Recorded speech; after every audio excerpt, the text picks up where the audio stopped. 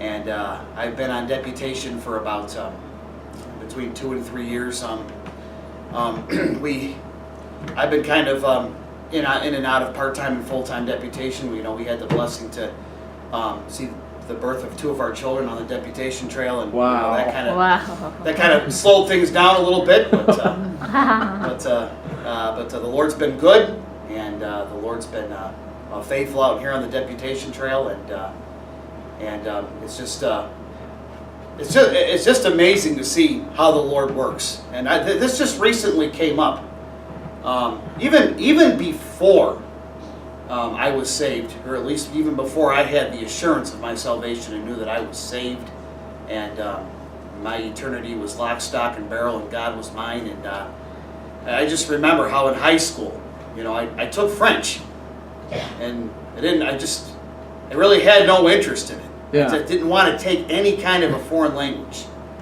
But looking back on it, I can see why. The Lord was at work even before I was saved. And that's right. man, I tell you, and it's just it's a shame that I got saved, but in the early going, I was kind of a carnal Christian, and it took a while for me to get my act together and get straightened out and get in a close, intimate relationship with the Lord. And just the Lord's He's the Lord's long suffering. He's patient. Yeah, that's right. And I'm just thankful that He put up with me for so many years. And I remember two of the biggest dates in my life was when I asked Jesus Christ to save me on October 5th of 1997 at my bedside. And I remember it just like it was yesterday. And I remember being in a backslidden conditions for about 7 years after that. I remember 2005. I was watching a program called Drawing Men to Christ, where our pastor he made an agreement with the local station. How about he will air shows of Dr. Ruckman preaching a message while he does a chalk and talk. And after that, Dr. Ruckman came on the air, and he offered people to pray a prayer. It wasn't a salvation prayer, but pray a prayer where somebody could just get down on their knees and give their life to Jesus and give their heart to Jesus.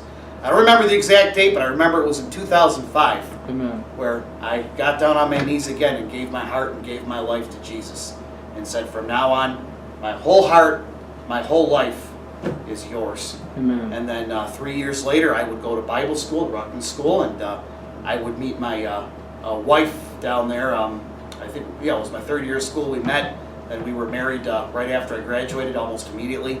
And it was quick. And it's a blessing, when you're older and in your 30s, the Lord just kind of speeds things along, and it was a wait, but she was worth the wait. And she's actually a missionary's daughter. Her name's Benji Gilly, and he was a missionary to Germany. Did a couple tours over there, and she basically grew up on the field of Germany.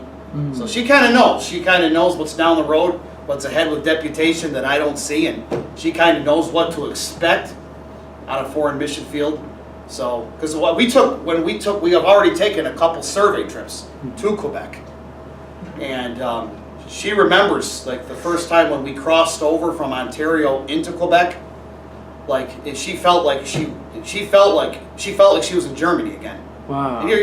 And when I play the presentation, you're going to see like there's a lot of European flavor in Quebec. Oh, okay. Because it's originally was settled and founded by the French, and they kept true to their French heritage, and there's a lot of European flavors. So I'm blessed to have her. Amen. She's just a good helpmeet in my life, and takes good care of me and takes good care of the kids and puts up with me. And